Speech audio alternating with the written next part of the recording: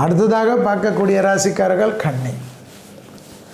கன்னியா ராசிக்காரர்களுக்கு கண்டிப்பாக தொழில் அபிவிருத்தி, வியாபார அபிவிருத்தி, உத்தியோக அபிவிருத்தி ஏற்பட்டாலும் அலர்ஜி, கால்சியம், பற்களில் கோளாறுகள் கவனம்.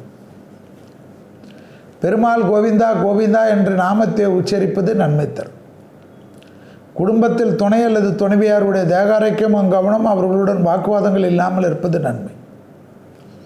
வேற்றுமொழி மனிதர்களால் அதிகம் ஆதாயம் பெறக்கூடிய ராசிக்காரர்கள் கன்னி. முதலீடுகளுக்கு குறை இருக்காது. தொழில் சார்ந்த விஷயத்தில் அனுகூலம் காணப்படும்.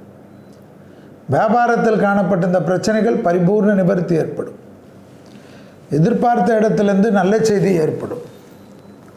உத்தியோகத்தில் காணப்பட்ட இந்த சிக்கல் படிப்படியாக தீரும். நீண்ட நாட்களாக இருந்த மன கஷ்டங்கள் தீரும். தொழில் சார்ந்த விஷயத்தில் நல்ல முன்னேற்றம் ஏற்படும். தொழில் மாற்றங்கள், உத்தியோக மாற்றங்கள், வியாபார மாற்றங்கள், படிப்பு மாற்றங்கள் என்ற எல்லா விஷயமும் கன்னிக்கு அனுகூலத்தை ஏற்படுத்தும். ப்ரமோஷன் தடைகள் நீங்கும். அரசாங்க உத்தியோகத்தை நீண்ட நாட்களாக எதிர்பார்த்து காத்து கொண்டிருந்தவர்கள், அரசு உத்தியோகத்தில் பெர்மனன்ட் எதிர்பார்த்தவர்கள், அரசாங்க உத்தியோகத்தில் மாற்றத்தை எதிர்பார்த்து இந்த கன்னியா ராசிக்காரர்களுக்கு கிடைக்கும். பணவரவில் இருந்த பாதிப்புகள் நிவர்த்தி ஏற்படும்.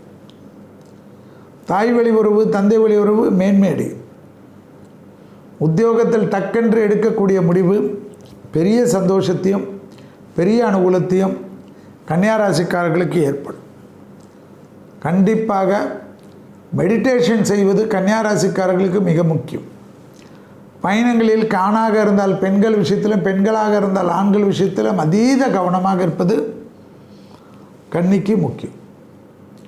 தொழில், உத்தியோகம், வியாபாரம், படிப்பு டக்குன்ற அனுகூலம் நிச்சயமாக கன்னியா ராசிக்காரர்களுக்கு ஏற்படக்கூடிய அதி அற்புதம் என்பதை ஞாபகத்தில் வைத்துக்கொள்ளுங்கள்.